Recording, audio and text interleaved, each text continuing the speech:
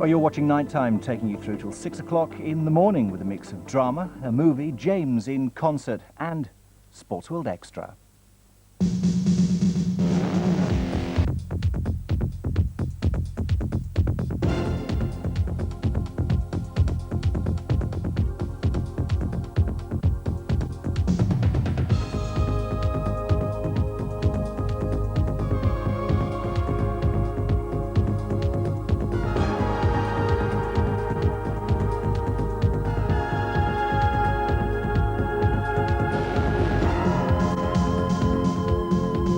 Sometimes an hombre's got to do what an hombre's got to do to hang on to Real and Barcelona.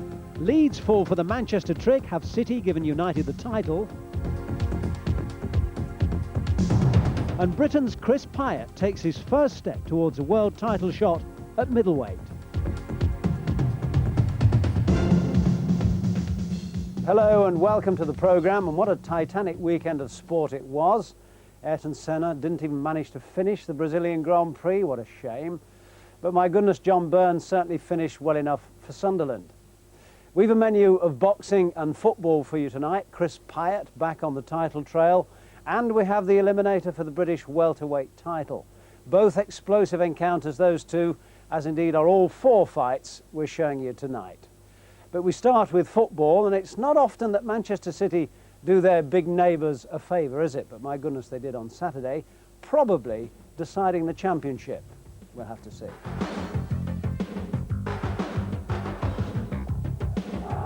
Peter Reid's boys hadn't scored in the four previous games, which makes this result even more surprising. Andy Hill on the far post, putting the skids under Leeds after only 11 minutes. It was one of those days when the sun came out occasionally and Manchester City could do nothing wrong. Bit of vision now from Steve McMahon, and a huge helping of bravery from Mike Sherran for the second goal on 35 minutes, the decisive one as well. Unfamiliar territory this for Leeds, who'd only lost 3 times all season. Now Niall Quinn doesn't rate himself on the ground, thinks he's only of any use in the air. Watch this. John Lukic not quite so good in the air. Leeds threw everything forward, as you might expect, left themselves wide open. McMahon through to Mark Brennan in the 89th minute, and that was it, 4-0.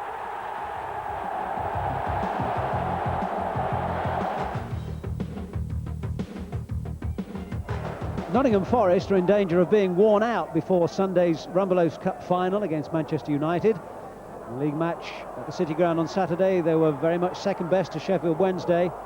Carlton Palmer crossing here for Paul Williams to put Wednesday 1-0 up. They're after a UEFA Cup place, and the way they're going, that should be reasonably assured. The second from David Hurst, headed down by Shirtliff. Is that the new Gary Lineker, I wonder?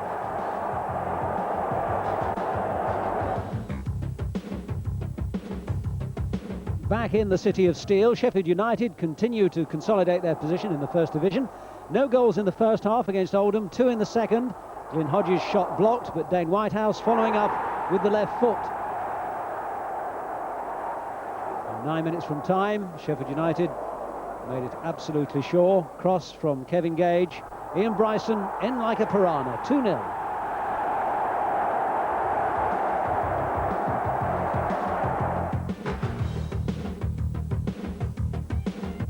Arsenal, the champions, are looking sharp again, unbeaten in 10 games before this trip to Highfield Road. 1 goal enough to settle it. Anders Limpar with the chip, and there's Kevin Campbell with the winner.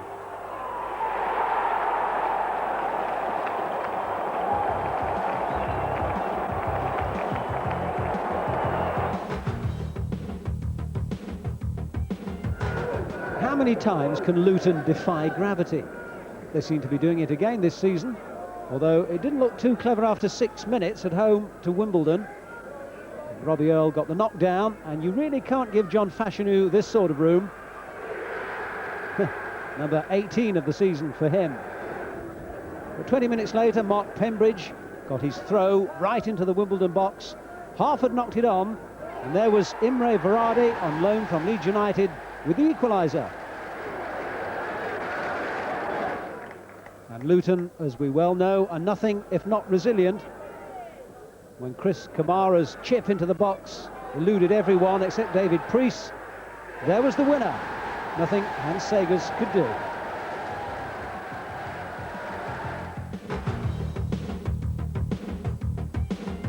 Chelsea fans weren't at all happy to see Clive Allen at Stamford Bridge because they didn't like the colour of his shirt. West Ham were soon happy to have him on his debut. It was Chelsea, though, who broke through first. All sorts of problems off the field for them. All sorts of problems on the field for the West Ham defence. And when Graham Lasso knocked it back, there was Dennis Wise on the far post to put Chelsea ahead. And then came Clive Allen's moment, almost inevitably, letting fly from just inside the box and beating the man who, a week ago, was his teammate, David Besant. So, was there hope for West Ham? Well, there was for 20 minutes or so, but 3 minutes after half-time, Chelsea got the winner. The cross by Steve Clarke, and on the far post, Tony Cascarino.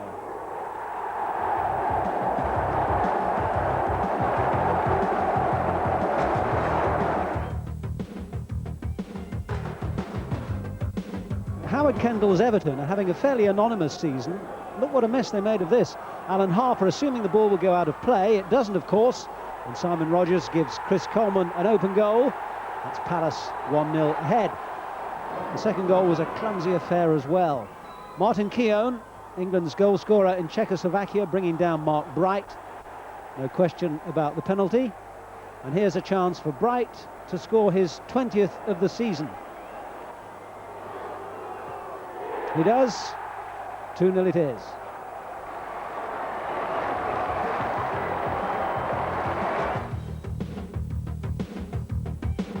Two form teams at the Dell. Southampton, who've won their last 5, and Queen's Park Rangers, beaten once in 19. And it's the Saints who draw first blood. Cockrell beats his man superbly on the right. And when the cross comes over, Ian Dowie has nothing standing in his way. Rangers equalised thanks to a superb piece of individualism from Les Ferdinand. Look at this as the big man powers through past Kevin Moore to beat Tim Flowers. And then the turning point of the match. Ferdinand again very much involved, this time bundled over by Moore. Penalty, says the ref. Chance for Rangers to take the lead, but Clive Wilson's shot saved by Flowers. That was all the encouragement Southampton needed. Pretty soon the boot was on the other foot, and Jan Steyskel brought down Alan Shearer for a second penalty.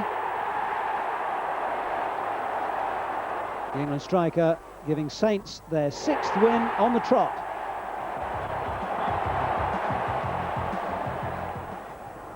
Cundy and crisply. Jury trying to run McGrath. I've actually got a touch with a hand then, but on he goes, and this is a real chance. A goal for Lineker.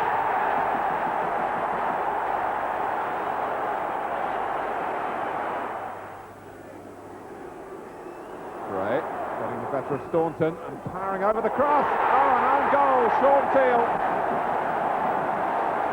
Oh, Parker who takes it up for Villa, kept in by York. Oh, it's terrific play from Dwight York. Regis again. And knocked in by Richardson, 2-1. So Aston Villa have a save. Richardson takes the free kick. Oh, and it's only 2-2 it is.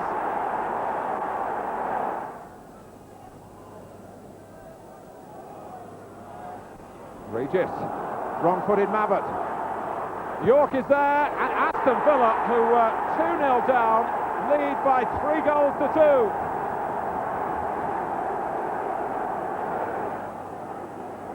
Naim. He reacted quickly when the ball bounced back to him, and Walsh. It's a penalty. Gary Lineker scored from a penalty here against West Ham in midweek.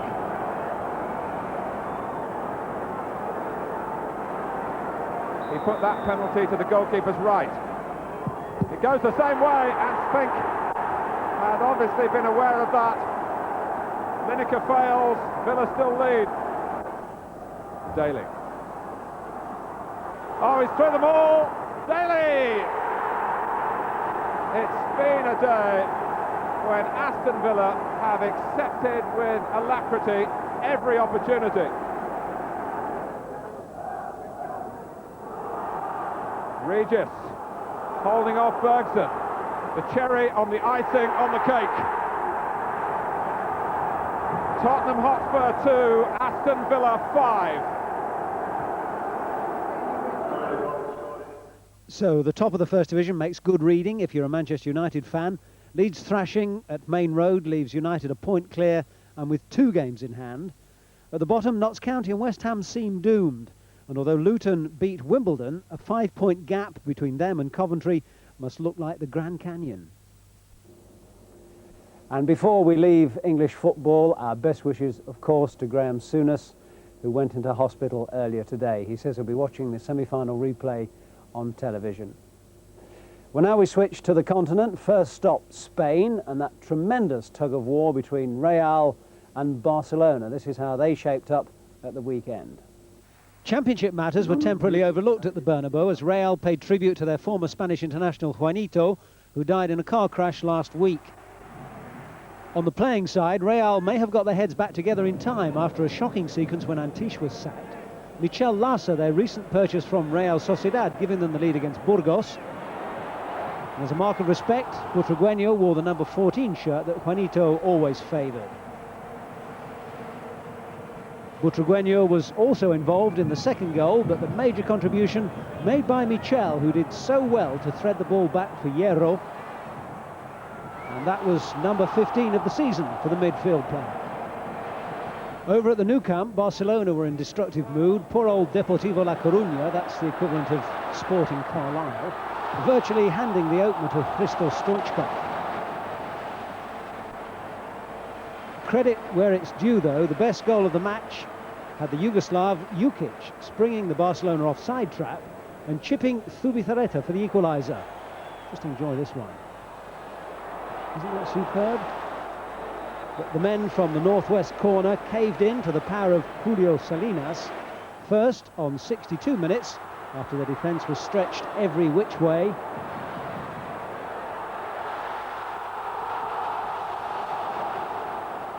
And then on 79, by which time the game was well beyond them. The fourth goal was hammered in by Baquero, and Barcelona, who are favourites to meet Sampdoria in the European Cup final at Wembley, aren't going to relinquish their Spanish title without a heck of a fight.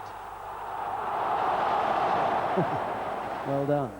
Atletico Madrid keep in touch by dint of that breathtaking goal from Juan Vizcaíno at Tenerife. Want to see it again? Even Ian Botham can't swing them quite that far. Who'd be a portero? Well, goalkeeper to you and me. So 9 games to go, and that's how they stand. Real with a 1-point cushion. It runs until June, this one. With Anderlecht losing 2-1 at Molenbeek, the Belgian league has opened up, but Standard Liège, who have title aspirations, given a rude awakening by Genk, who went ahead on 42 minutes, Van der Elst with the penalty. Worse was to follow, though, just after half-time. Van Dusen made it 0-2. Beautiful place shot as well. And I think you could say he was over the moon. And Standard got themselves together. Frans de Rooij, ex-PSV, pulled it back from the penalty spot to 1-2. And within 5 minutes, Alain Betegnou had levelled it. Suddenly there was hope for Standard. And with 18 minutes left, Patrick Asselman gave them the victory that looked so unlikely for so long. And that makes it very interesting at the top. Bruges won 1-0 at Ekeren with a goal by Foucaboy, of course, so they're level with the reigning champions. However, Anderlecht have a tough run-in with trips to Standard and Mechelen in the last 6 games. And finally, in France, a good win for Monaco. George Weah's header neatly touched in by Yuri Djurkaev on 15 minutes. And Djurkaev's second was another choice poaching job. Rui Baruch, a touch unlucky with the first effort. George Weah again the provider.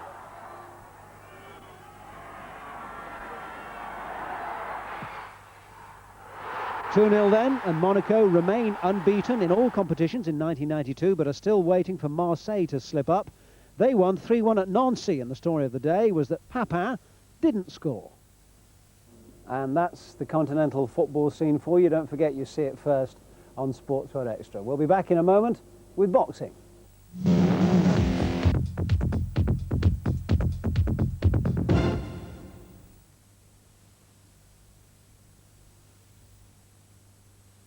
Welcome to John Smith's Spot the Crime.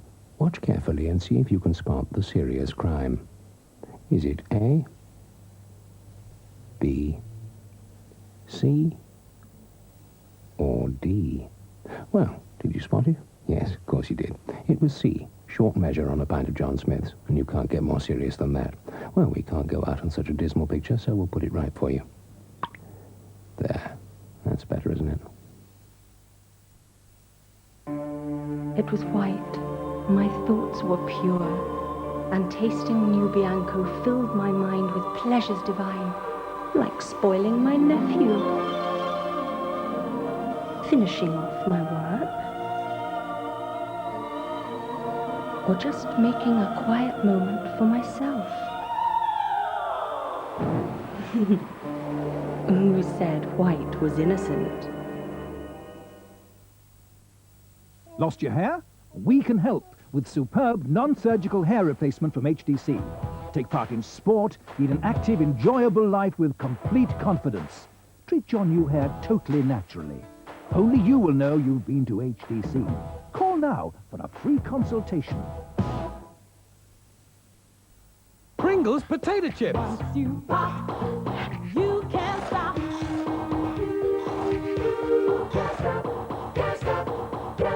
Pringles in 3 flavors. And now, Pringles Light. You love them.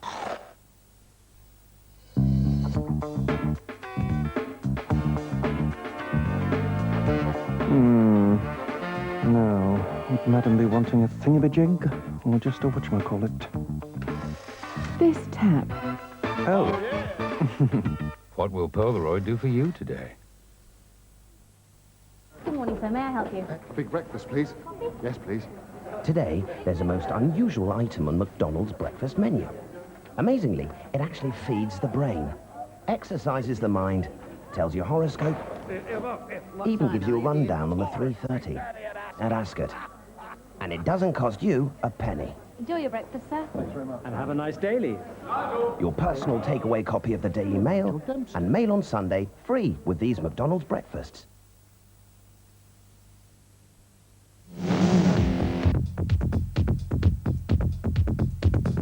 And so to boxing, as I promised you. At the end of the programme, the eliminator for the British welterweight title. Also, the thrilling prospect of watching the Commonwealth light middleweight champion Chris Wild Thing Pyatt move up a weight against the tough American hombre Melvin Wynn. But before that, let's take a look at a couple of fights on the undercard. And this is how they lined up. At welterweight, we have O.J. Abrahams from Watford against Marty Boy Duke. He's from Great Yarmouth. And at light welterweight, the fancied Danny Kett from Norwich on his home ground against the Welshman Seth Jones. Let's join the action.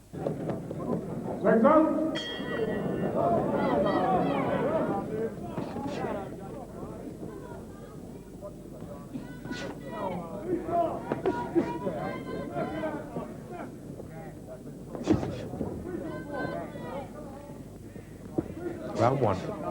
Abrahams in the black trunks and Duke in the blue and gold stripes. Good right hand from Abraham there. I know he sparred with the likes of Ben and Eubanks, and he's a strong looking guy. Incidentally, he asked me to thank his local press in Watford for their loyal support through the years. So there you are, I've done it for you, OJ.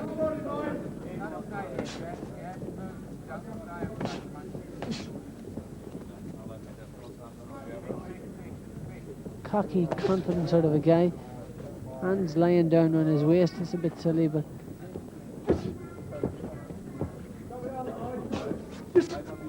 nice lively jab from both boxers.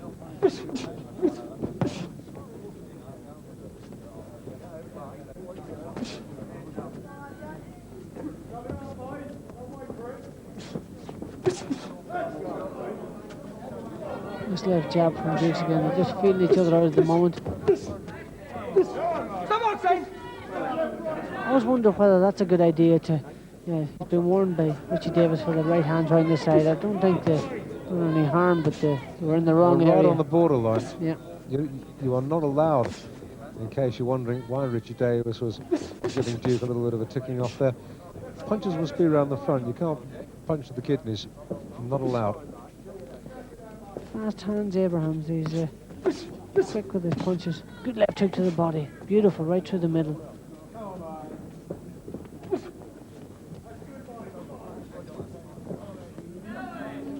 Taking his time.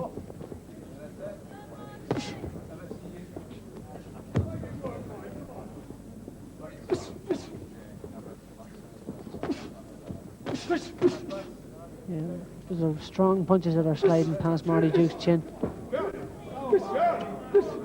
I always wondered, Dave, whether that's a good idea to grunt as you punch. You sort of give him, you telegraph your punches with that.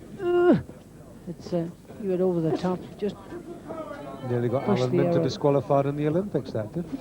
He got public warning. Grunting when he threw shots. Yeah, Alan Boom Boom Minter. It's it's does give your opponent just a slight little message that you're going to throw a punch. Ooh, that's a solid left hook to the body from Abrahams. Good puncher, no doubt about that. Good opening round.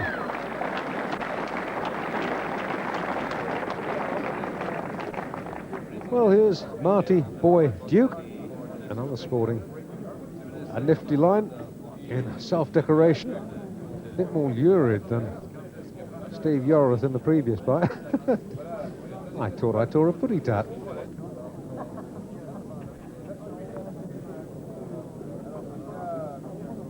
Pause 10 seconds.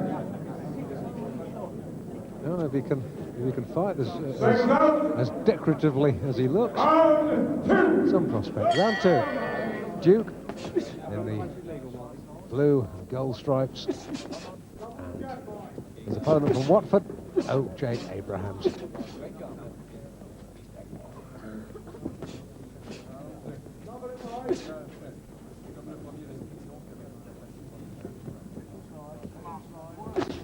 Oh, good shot. Punches from Abrahams. Yeah, he should be just staying close. Oh, left hook. The left hook. And he's touched down. Yeah. Now, this is where we will see if he's an experienced pro. He's on his knees. He'll take 8 or 9 and is up. That shows he's got his wits about him. Yeah, but he was hurt there. Badly looking hurt. at the corner, and Abraham's coming in. Got him again. That's it. Fight and over. Richie Davis has seen quite enough. Yeah, that's enough. Very impressive finish by Abrahams. Just looked like he could turn it on whenever he wanted to. That's really top class work there. Good puncher, fast hands. Excellent refereeing from Richie Davis. There was no sense at all in letting that fight continue. Yeah, absolutely if it had done, Duke could have been hurt. Yeah.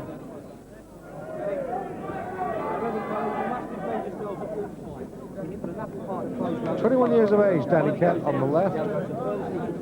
Although we haven't seen very much of him, just as I said, about 30 seconds, but in those 30 seconds, he showed punch, he showed promise. Let's see what happens tonight. This is scheduled for 6. I don't think it'll go the full trip.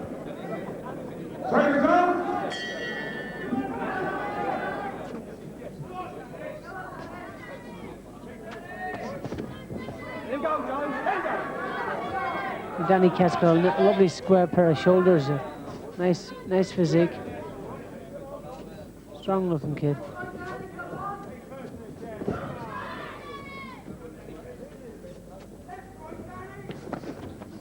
Seth Jones is going out here. Looks like he wants to have a go. And shove with a shoulder on the inside there. On the blind side of the referee.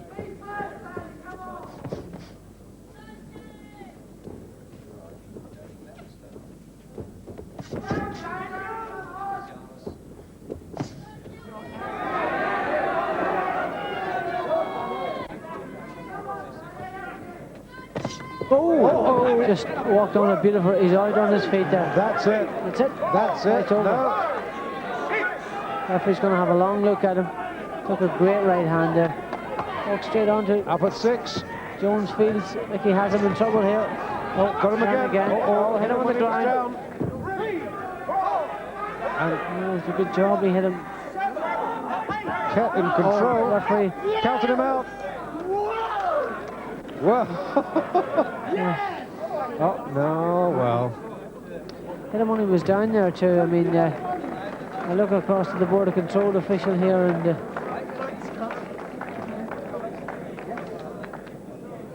well, there's no doubting that Danny Kett, boy, 2 fights, less than 2 rounds, has bombed out and has been bombed out. Yes, what a heck of a win that was for Seth Jones. It took him just 90 seconds to knock down Danny Kett, who was expected to win that fight with something to spare. Well, let's now move on to the wild thing, Chris Pyatt, the reigning Commonwealth light middleweight champion. He's lost only 3 times in 36 outings, but has yet to win a world title. His best chance came 18 months ago when he lost on points to John Jackson. He thinks he could go one better at middleweight, but he's up against an aggressive opponent, Melvin Wynne from Atlanta in Georgia. This is scheduled for 10 3-minute rounds. Melvin Wynne, Atlanta, Georgia in the gold. Chris Pyatt from Leicester in England in the black. yeah, Pyatt's nothing like a middleweight. He's actually small for a light middle. He's 11.5½. I can look at him and just tell you that he's just come in at his walking around weight here. He's fit, always fit, but he has to just diet a bit and watch his liquid intake to make the light middleweight limit. In this fight, he just hasn't had to do that. He's still fit, no doubt about that. With Jimmy Tibbs, you're always fit. He's a tremendous conditioner, but he's not a middleweight. This guy could give him trouble. He looks awkward. He looks long, the part. stabbing left jab. And a good mover so far. He's got the little dancing tassels on his boxing boots. Nicely turned out. Wait till Pyatt hits him, then we'll see what he's like. It's an awkward left hand. He's got to catch him first.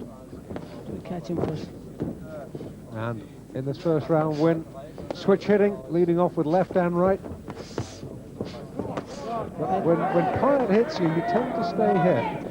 Yeah, Pyatt hasn't tossed over a right hand yet, and he's walking straight onto it. Watch the way he jabs. There's no movement to his right, to Wynn's right. He's moving straight onto a right hand. He's moving to his own left and straight onto a right hand. Just tucked his chin down, let that jab slip over his head, bang over that right hand. He's walking straight onto it.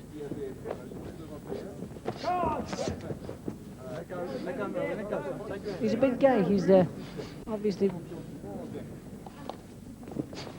4 pounds heavier than Chris Pyatt at the moment, certainly the way in. So Pyatt's just landed a good left hook. He's landed his first sort of telling punch now, so Wynne has felt Pyatt's power.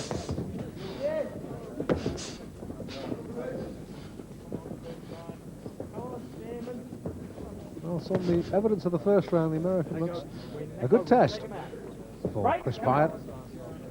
American viewers will probably remember went in with John David Jackson for the world title. Went the full 12 with Jackson, but couldn't get a verdict. Yeah, he's blowing a lot near the end of this round here. He's really starting to blow, and Pyatt hasn't even hit him yet. So right, come out. Come out. Good first round. Looking a bit tired at this stage. Long way to go in this fight. Pyatt hasn't nailed him yet.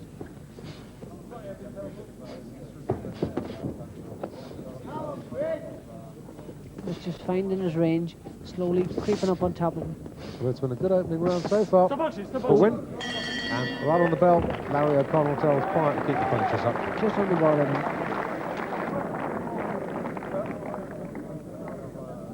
We use a fraction system of scoring here. The winner of the round gets 10 points. The loser gets 9.5 points, or if there's a knockdown or a particularly one-sided round, then the loser gets 9. Second round. Round 2. Jimmy Tibbs will have told Pyatt to get close to this guy. That's where he's going to do his damage. And in Pyatt's last couple of fights, I've noticed that his punches are shorter than they have been in the past. He's got to start lengthening his punches. He's got tremendous power on the inside, but he can't... oh, beautiful right uppercut to the body as Melvin Wynn came forward. He can't rely on those short punches. He's got to get his punches off from a distance.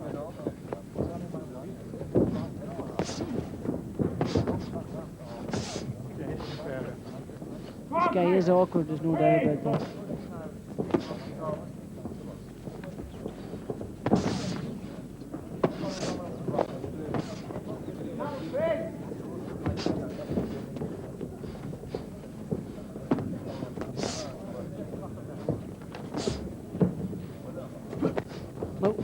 A good right hand there, Chris. Move that head.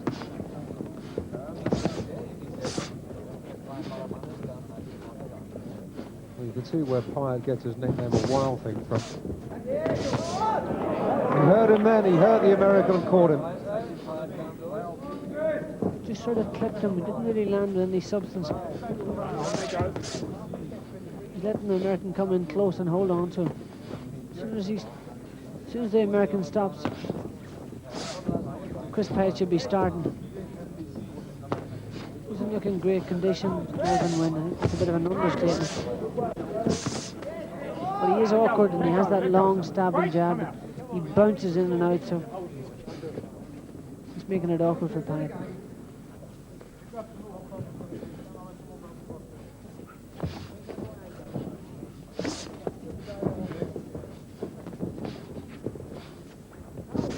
A decent jab, the American. I wonder if he can keep it up for another 8.5 rounds. He doesn't look like he can keep it up. He looks tired even now. He's sort of 3/4 way through the second. But Chris can't give him time to breathe like that. That's he's fainting and having a little rest to himself.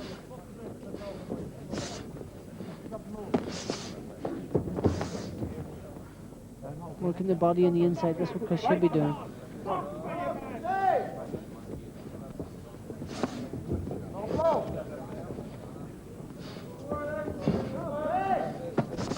Oh, it's a good shot. And he caught Wynn coming onto it with the right hand. Most of his punches are falling short. That's the problem, Davies. He's just missing Wynn with those right hands because he's... Come out, let go. He's not throwing them quick enough and letting them go fast enough from the on the outside. He's got clipped with quite a few little neat punches on the way in there in this round. Got to get his punches off quicker.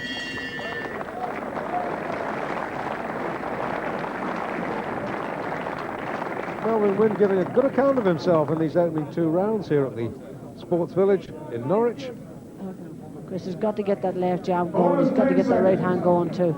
Well, in defence of Pyatt in the triple fight, he hadn't fought for about a year since losing to Jackson. Round 3. So I guess you can make out a case for ring rustiness, but I thought he was quite impressive last time out against Ambrose Malilo. Oh, I thought he was great against Malilo, but he way outclassed Malilo.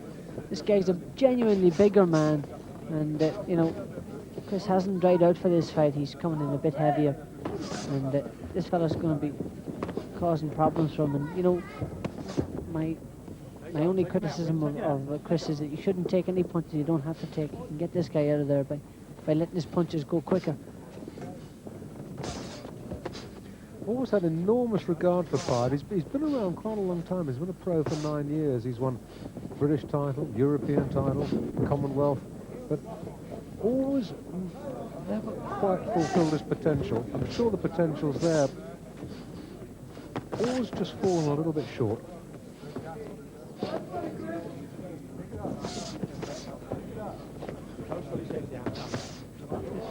Good left hook. Yeah. I watched him against Giovanni Rossi and for the European title where he lost to Rossi. I couldn't believe it, but he had trouble making the weight. He left his weight too late and didn't come down in time. And apparently had to take off 4 pounds the day before the fight. It drained him. And Rossi was a frustrating, difficult opponent. In fact, he's still the world light middleweight champion, the IBF division, and the IBF organization's champion. Come out. And here's one guy that Pyatt would love to meet again. He's surprised he's gone up to full middle. Yeah, he's not a full middle, he's only a light middle. This is just a a time-wasting fight, I suppose. He's picked a difficult one here. They've picked a difficult one from this guy's awkward. Once Chris starts to nail him, it could be a different story.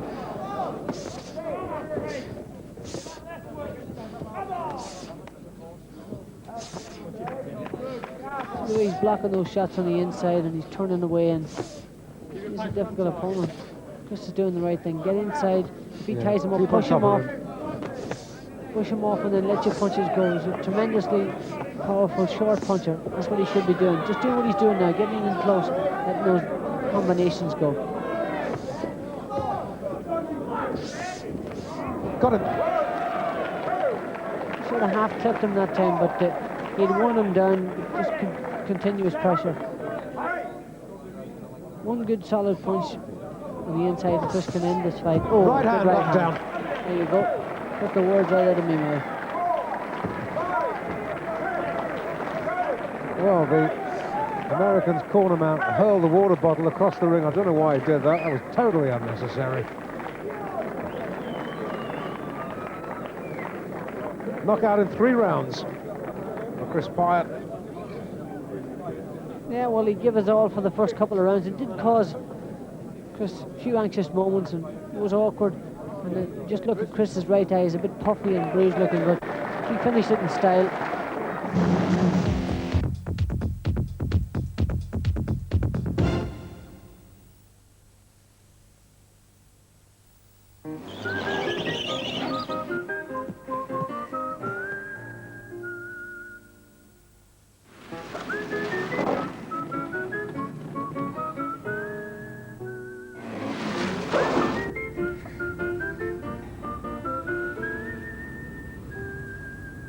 Does this mean I'm... Keep trying, Miss Waters. Even a miserable moment can be magic with Quality Street. How does your washing powder handle little dramas like this? Fatty food stains.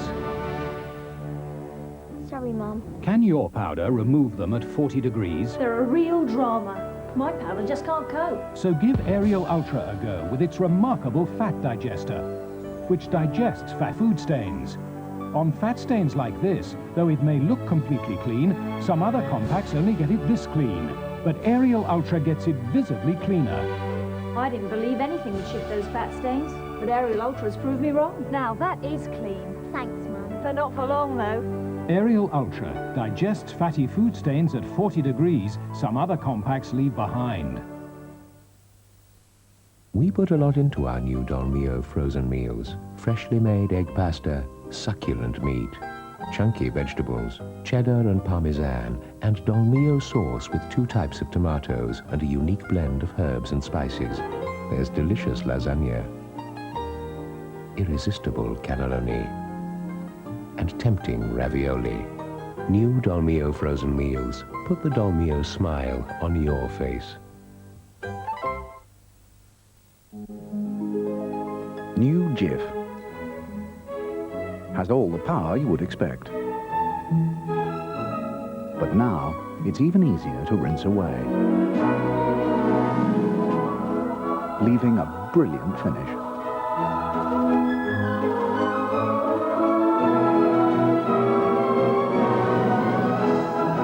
New Jif leaves nothing behind but the shine. Buy a pair of Z6 soft contact lenses and get a spare pair free. Look out for the Z6 poster at participating opticians.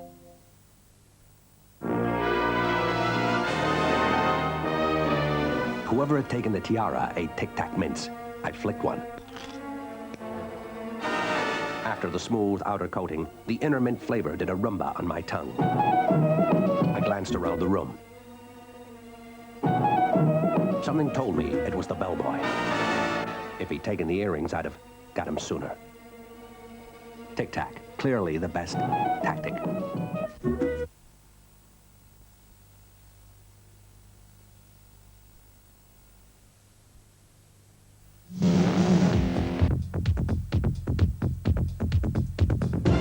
And we move over to the Castle Centre in Bury now for the eliminator for the British welterweight title. Anthony Ekubia held it 10 months ago, but lost it, along with his Commonwealth crown, to Andy Holligan.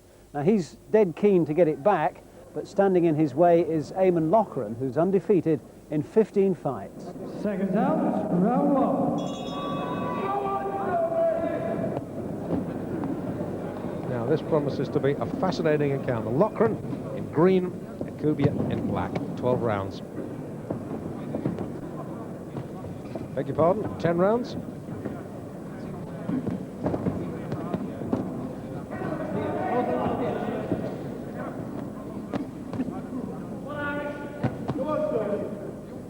Raymond's got a straight interaction tonight. He's obviously nice and lean and sharp at the weight. He normally takes just a round or so to get into his rhythm, but started very, very sharp. Imposed himself right from the beginning against the former champion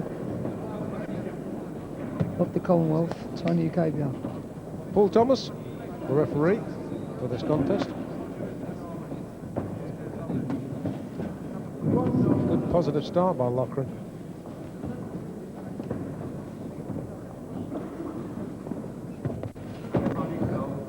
Come on, Tony. Come on, sort yourself now. Cut the old now, brother. Ekubia, originally from Nigeria. Come on.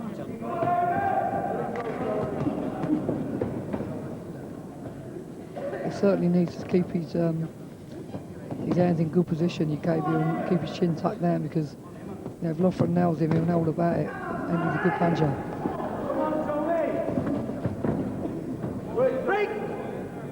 Ekubia nice and cool. He's got a big following here in the hall tonight, being a local lad, and determined to get back into the championship picture in the welterweight division. The fight we saw a couple of years back with Alex Dixon for the British and Commonwealth titles at the Bowlers Club in Manchester. Ekubia was basically outboxed for 10 rounds and then found something in round 11 to knock the Scot out. That was one of the great fights we've ever featured.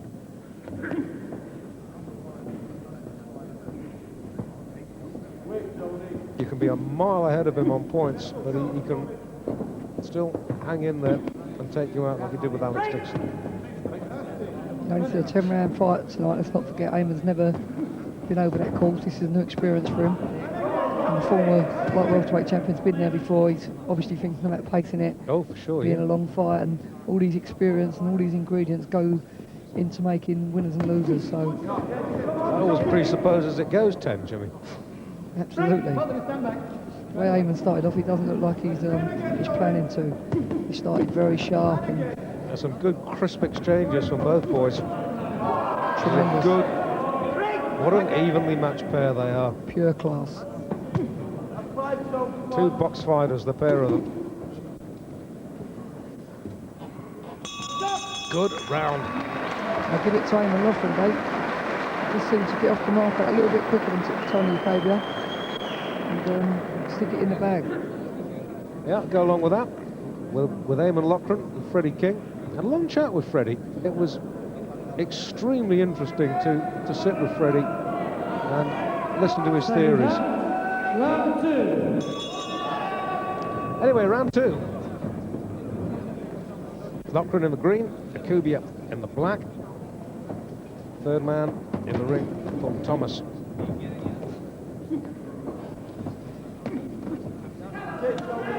Let go.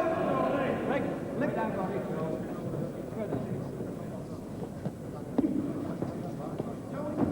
It's a good ploy from Eamon Loughran, looking to sink body shots in early. You know, if it's going to be a distance fight, a 10-round fight, then body shots, as I've often stated in the past, will tell in the later rounds, and obviously using the fact that he looks the bigger of the two fighters and possibly the physically stronger to actually weaken Ekubia even more so would be a good ploy.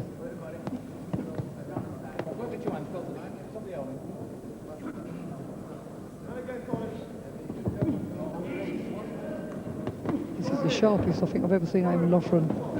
I've seen plenty of his fights now. It's the sharpest I've ever seen him get off. He's really gone straight into action. Hasn't taken his time, hasn't absorbed nothing, and really sharp shots. Got him two good heavy shots then, and maybe those training methods Freddie Kings I was telling you about between the rounds. Well, maybe we're going to see some evidence of that, because this is an impressive opening by Eamon Loughran. He comes of age tonight. Absolutely, he's determined to get onto the championship ladder. This is the beginning of the drum roll.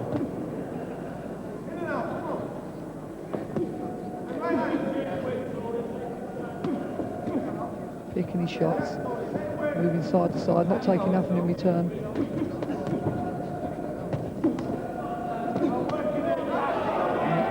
Ukavia knows what he's up against.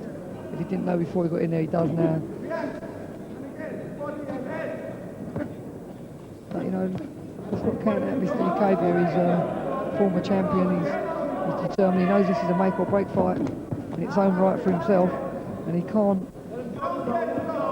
really afford to lose it.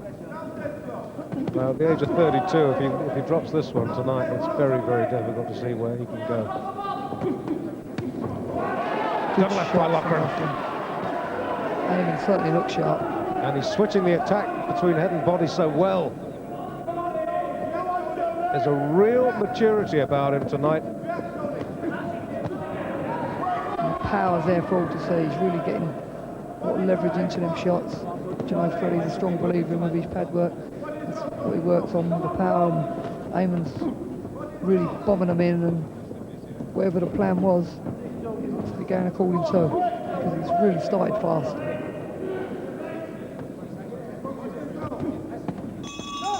Good round from Loughran. Concrete stuff.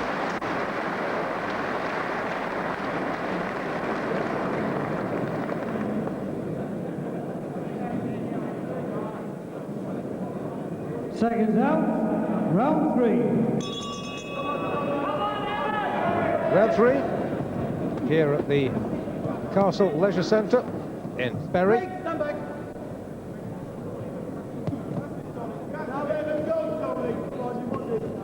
Now Tony Ukavia now, he must be thinking to himself, you know, how am I going to deal with this guy? He's a sharp boxer at long range, he's very strong when I get close, and he also punches. I think from Ukavia's point of view, I don't know what he's been told in his corner.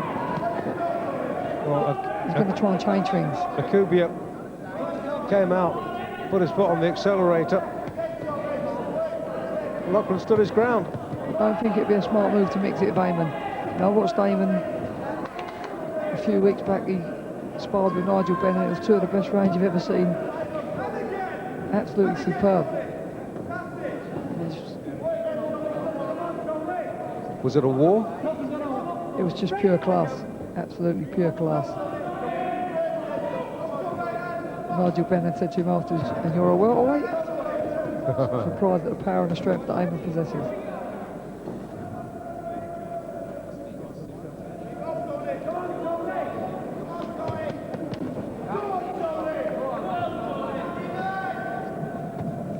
Don't get the idea that it's all one-way traffic. A little bit of pinking up on Loughran's face. He's an old campaigner, Tony Ukavia. He knows this is a 10-round fight. It's a long fight. It's very early in the travel. There's a good journey to go just yet. And Ukavia's got his own plan, and he'll be looking to take over and bang around the body and rough this guy up and try and rough Eamon Loughran out of this smooth, silky style that he's begun with. It might be Ukavia's best plan, working with the body.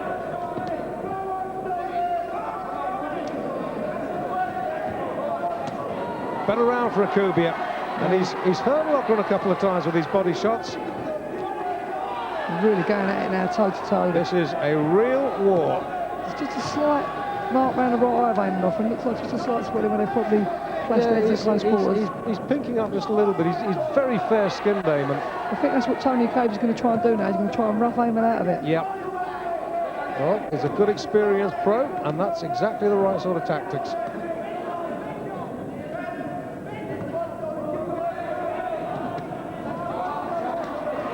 Oh, these are quality shots from Loughran. Ukavia's still doing the right thing. He's staying tight. He's not taking nothing too flush. He's trying to roll with the shots because he knows the power that Eamon possesses.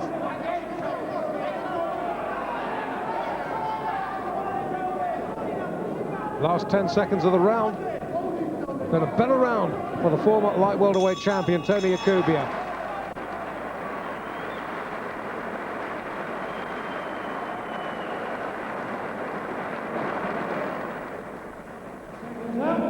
Round 4. Like I said earlier in round 3, some of Akubia's shots getting through. So are some of Loughran's. This is a tough, tough fight.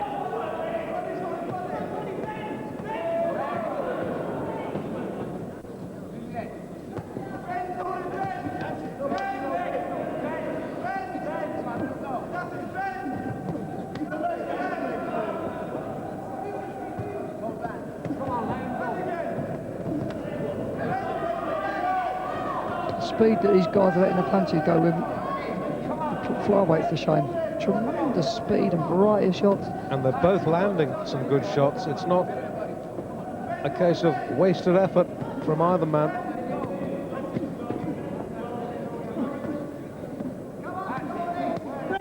What you've got here, you've got the young, ambitious pro who's got stars in his eyes and really wants to get there against someone who's really trying to cling on to it now and not let it go. A fascinating battle of wills.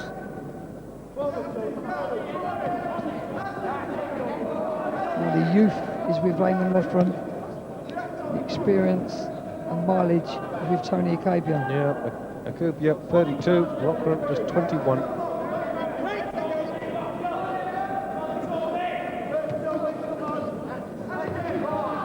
Good body shots from Akubia as well at close quarters. He switches them body shots in. It just reminds Raymond Loughran he is with a former champion.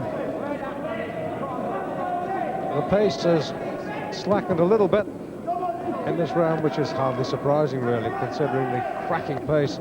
First 3 rounds were contested. Good combination from Akubia. Good right hand from Tony Akubia. Caught Eamon flush.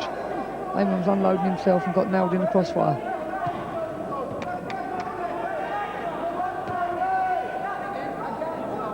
I like the way both boys are varying, switching attacks, head and body.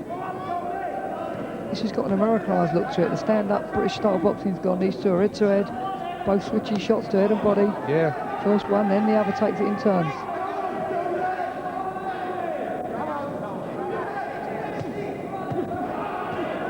It's a good left hook. Eamon digs to the ribs there. Throws the 1-2 to the end and switches the left hook underneath. And Akubia hurt by that little exchange, but Loughran nailed him with a right. Well, I'll never even see that shot.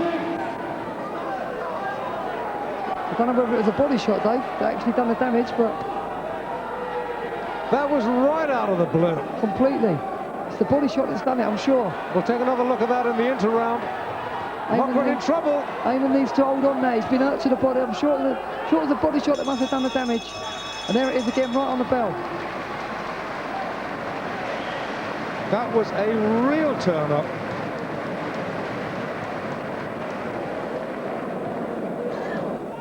Well, we'll have another look at that. Knockdown. It'd be interesting to try and pick it up on the camera. Eamon looks pretty composed there as Freddie's going to work on him. Now, let's take another look. Eamon's rocking and rolling with the shots. I'm sure it was the right. Well, still couldn't pick it up. We didn't. I don't think we went back early enough. Loughran had unloaded a good combination, and I thought I saw Akubia come back with a right. Maybe we can see it from another angle. No, alas, we can't take it back, but I've got a suspicion it was a right hand that did the damage. We'll have to wait until after the fight, until we ask both boys to find out exactly what happened then, but suddenly Akubia in the driving seat. Well, you know what could happen now with Tony Akubia. You know he can hurt Eamon Loughran. Eamon's never been on the deck before, as far as I know. That's a new experience. But Eamon's coming back blasting and trying to impose his will back on this fight before Akubia can slide back into his groove. Akubia will be looking now to sink the body shots if it was a body shot that done the damage. Well, this is a good positive start to the round by Loughran. He is being hurt by these body shots. These exchanges are absolutely tigerish.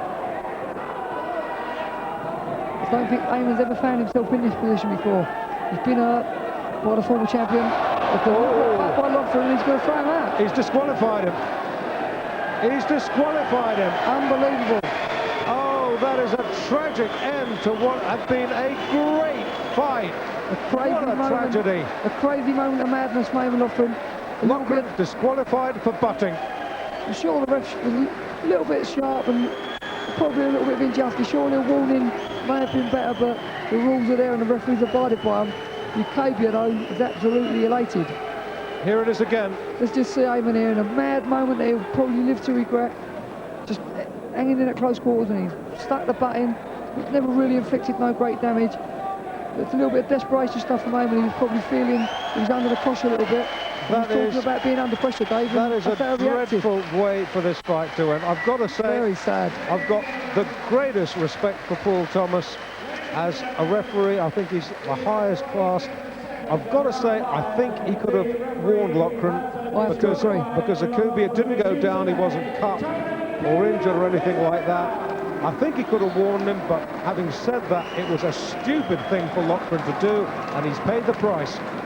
You know, Dave, we were talking about earlier, when you've never been under pressure before, you don't know how you're going to react, and all of a sudden, Eamon will regret that split second of madness. You know, he's never been in that situation. It's just like pressing a panic button almost in a crazy moment.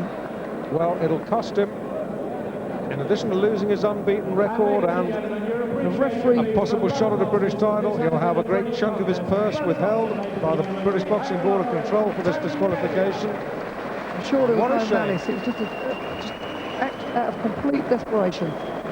What a shame. It's like a man jumping off the cliff just after he's left the side. He knows he's done a wrong one. But Tony Ukabia's career has been resurrected. Maybe a bit of good fortune about Akubia's win, but I think even he would agree he would not have wanted it to end like that.